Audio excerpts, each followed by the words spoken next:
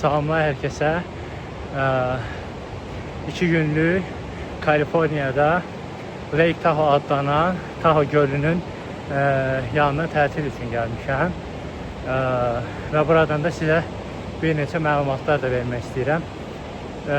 İnşallah ki, siz də gələcəkdə Kaliforniyaya gəlsəniz, buranı mütləq ziyarət edin və ümumiyyətlə Kaliforniyanı gəzmək üçün ən azından 2 həftənizi ayırmanızı tövsiyə edərəm. Daha öncədən biletlərinizi əldə etsəniz, endirimli şəkildə gələ biləcəyiniz çox yerlər var. Bugün də sizə Lake Tahoe'nun yanındakı Eagle Falls şəlaləsini, həm də həmin şəlaləyə gedən kiçik treyli göstərəcəm. Ümumi aktiviteləri də zamanla paylaşacağım. Bu isə Eagle Falls adlanır və biz də bu gölün ətrafı üçün hike edirik. Gördüyünüz kimi yaşlı, cavan hər kəs gəzintilər edir. Mən də demək olar Kaliforniyanın bir çox yerlərini gəzmişəm. 3 böyük yerindən, yəni nəzərə alsanız ki, Kaliforniya Amerikanın ən çox milli parklarının olduğu ştatıdır. Və mən də 3 böyük parkdan Yosemite'ni gəzmişəm. Bu da Lake Tahoe'dur. Ora bir dahaki səfərimdə yenidən mütləq bir video çəkəcəm sizlərə. Demək olar ki, 1000 metr, 1500 metr yüksəkliyə gəlmişim.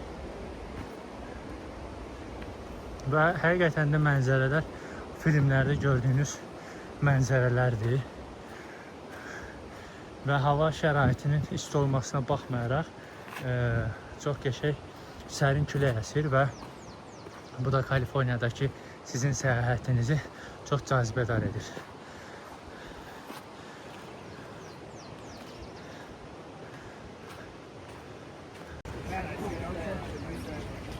Yavaş-yavaş qalxırıq.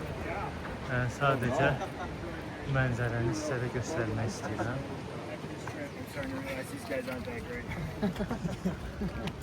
Buradakilər artıq qayıdan insanlardır.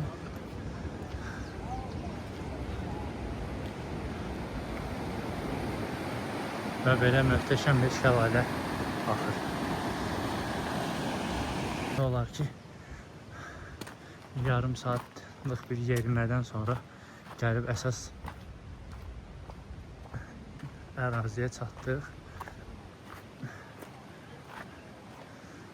Çox möhtəşəm bir mənzərə var. Bir növ Qaranohur gölünü xatırlatdı mənə.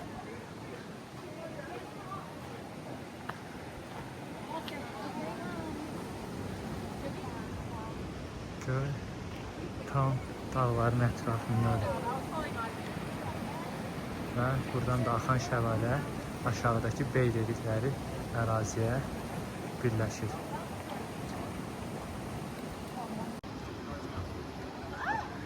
Stresini azaltmaq üçün ən azından belə yerlərə gəlib də mütəmadi olaraq dincəlmək lazımdır. Amerikanın da ən sevdiyim tərəfi sizə bu tipli fürsətləri verməsidir. Ələlxüsus da Kaliforniya heç bir ştatla müqayisə edilməyəcək qədər möhtəşəmdir. Yəni, bunu burada yaşamayan insan başa düşmür. Düzdür, Amerikaya hər kəs gəldikdə ilk yerləşdiyi ştatın daha yaxşı olduğuna inanır.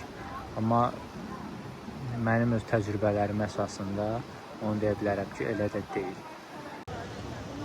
Bu hissə də daha belə yaxınlandır. Hansı ki, hər kəs üçün şəkil çəkməyə qəşəng mənzərəsi var.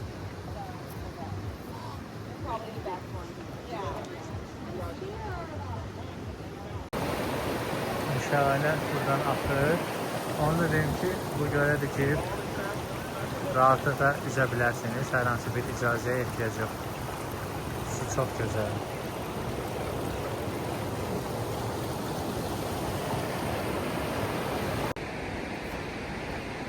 İndi qalxdığımız ərazidən düşürük.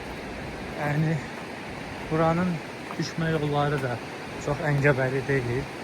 rahat şəkildə ayrılıb deyə belə qısa yerlərə uşaqlarla da gəlib hike edə bilərsiniz. Onu da deyim ki, Amerikada zaten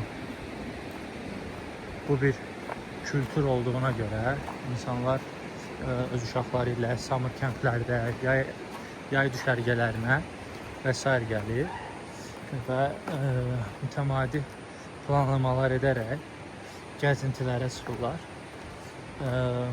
Təbii ki, bu tipli yerlər bütün ştatlarda mövcuddur. Sadəcə hava şəraitləri, iqlimə görə həmin yerlərə gedib getməmək məsələsini özünüz planlamalısınız.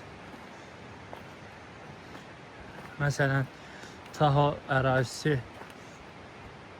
həm qış turizmi, həm də yay turizmi üçün əlverişli olsa da, mən qış turizmində maşın sürüb gəlməyi biraz təhlükəli hesab edirdim. Amma növbəti illərdə daha yaxşı bir maşınla, hansı ki sürüşməli yollarda, dağ yollarında manevrləri daha güclü olan bir maşınla qış turizmində də buralara gələcəm. Belə sıldırım qayalardır.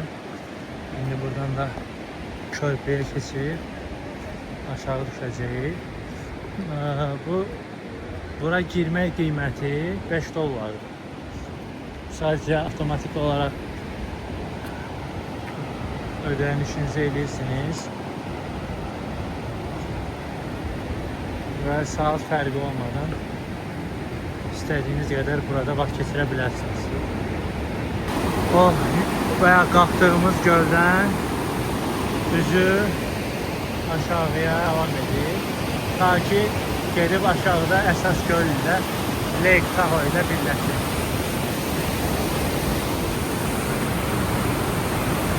Bura Polk Beach çimərliyidir. Birbaşa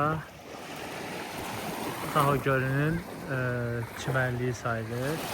Bu ətraf hissənin hər bir yerinə həm hikinglər edə bilərsiniz, həm də demək olar fərqli çimərliklərdir. Bura giriş maşın başına $12. İstəsəniz burada barbekü və s. grill aparatınızı gətirib manqal da eləyə bilərsiniz. Və yaxud da həmən demək olar ki 200 kilometr məsafədə fərqli restoranlar var. Kayakları da kiraya götürəndən sonra göl ətrafında üzə bilərsiniz.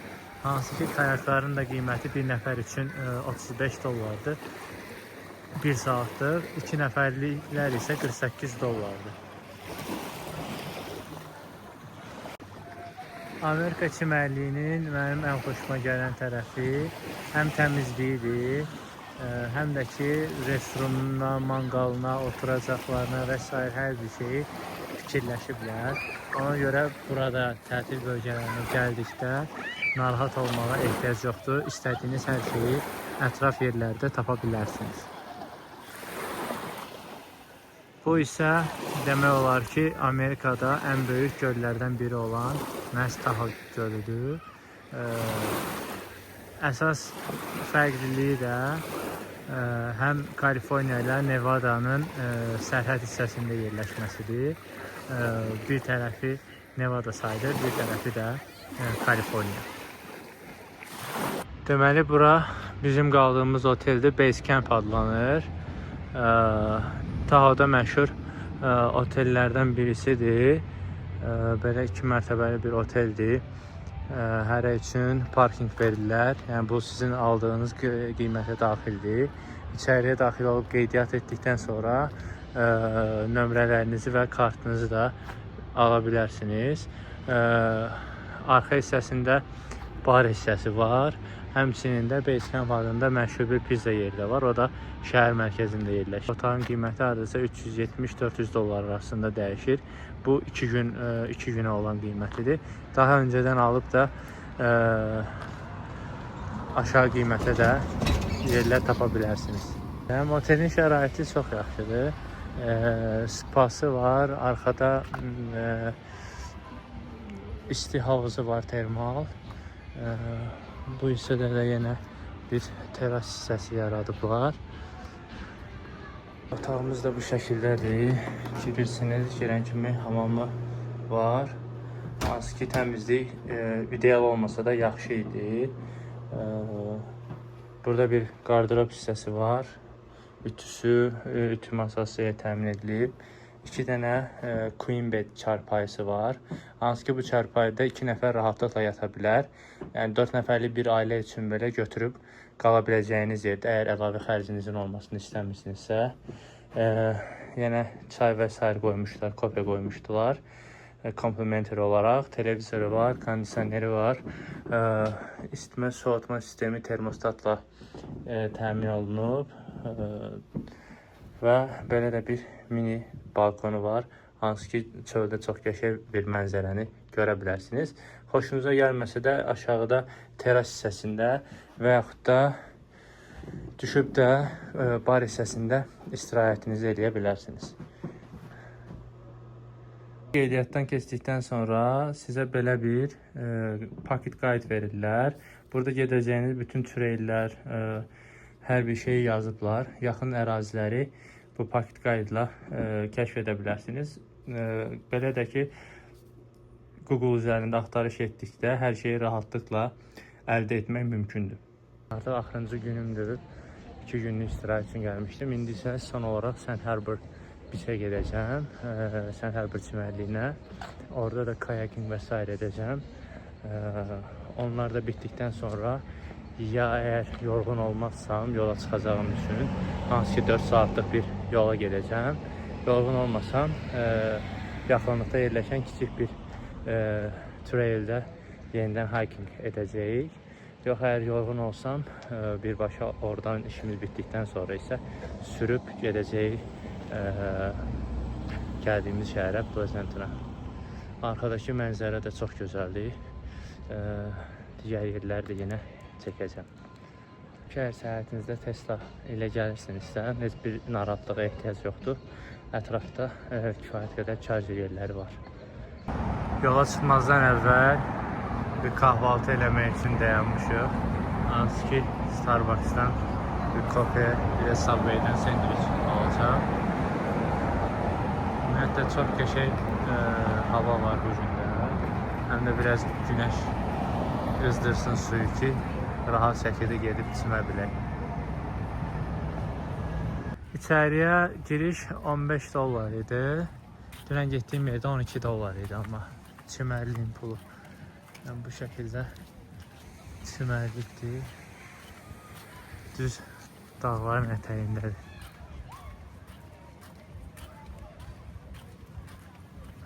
İçəridə kayak da kirayə götürmək olur. Bəzi sezon vaxtı rezervasiya etmək istəyirlər, amma biz buraya heç rezervasiya eləmədik.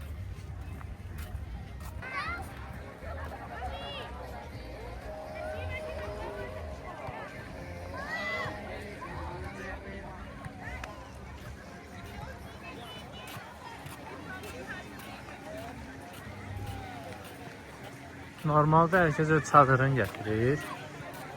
Yəni mən də növbəti illərdə alacağım. Daha rahat şəkildə kamp eləmək üçün.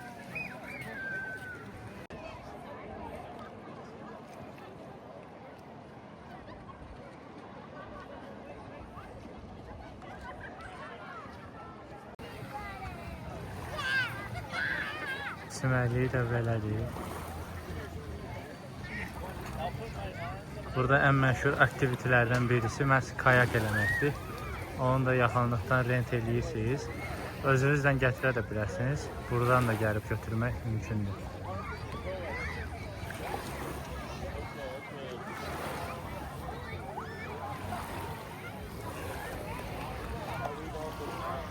Kayak rental hissəsi də bu tərəfdədir.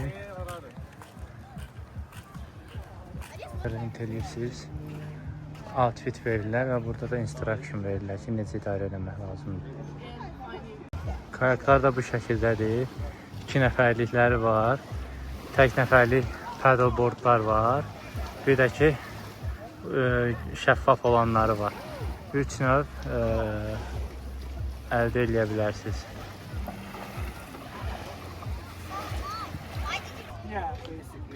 then you have this side over here. So that stove is out of bounds for animal craft. We have a very nice beach. Yarım saat olar ki artıq gəlmişəm qaldığım şəhərə. Bu günlərim səyahətimiz çox qəşəng keçdi. İstədiyimiz tərzdə istirahətimizi və s. elədik. İndi də yekunda maşını evə getməzdən öncə yuyacağam. Çünki bütün kirlər və ləkələr qalır. Daha sonra onların çıxması çətin olur. Belə bir avtoyuma mərkəzinə gəlmişəm. Sadəcə robot özü yuyur. Bir müxtəlif paketləri seçirsiniz. Mən 11 dollarlıq bir paket seçirəm. Həm cilalama var, həm bir neçə köpükdən istifadə edir. Və daha sonra çıxıb quruluyuram. Ən sonunda da özüm aparıram toz soğanla içini təmizləməyə. Tahoe gölü mütləq Amerikaya səyahətinizdə, Kaliforniyaya gəldikdə baş çəkməli olduğunuz bir yerdir. Gələcəkdə də bununla bağlı hər hansı bir sualınız olarsa yazın. Öz getdiyim təcrübələrimi də sizlərlə bölüşərəm və sizlərə də səyahətləriniz üçün istiqamət verməyə çalışaram. Bu San Francisco ərazisi və ümumiyyətlə Kaliforniyanın mərkəzi hissələrini əhatə edir. Yeni videolarda görüşənədək hələlik.